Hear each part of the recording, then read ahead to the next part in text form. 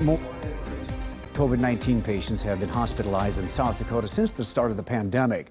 According to the U.S. Surgeon General, the country could hit historic highs in daily hospitalizations this week. As of this morning in South Dakota, 566 people were in the hospital with COVID-19, and at least one Sioux Falls hospital had run out of rooms in its ICU. In this edition of COVID-19 Beyond the Numbers, Angela Kennecke looks into what it really means when hospitals are overwhelmed with coronavirus patients when other patients need a high level of care. Mike and Karen Berry of Northwest Iowa were married for 43 years when Mike was diagnosed in January with esophageal and stomach cancer. We decided to come up here to Sanford, and the doctor up here gave us a lot of hope that he would have a few good years, that they could not cure it, but they could control it. However, Mike had an irregular heartbeat, and the cancer treatments caused fluid to build up around his heart. On October 14th, Karen took him to the closest emergency room in Orange City because he was having trouble breathing. He needed to be admitted, but they couldn't move him on to Sanford at that time, that they didn't think they could find a room for him. So they admitted him to Orange City, who was full too, and he had to be admitted to the maternity ward, which was fine with me.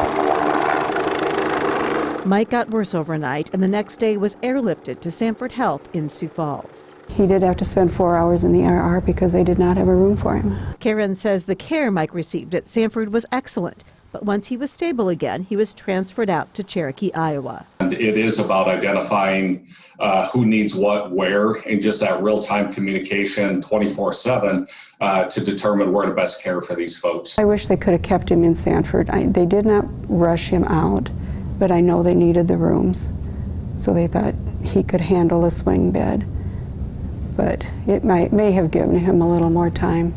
A week later, Mike was back in Sanford Hospital in Sioux Falls, where he died the next day. We had a lot of plans for. I retire at the end of the school year, and we had a lot of things planned, but we had 43 good years too.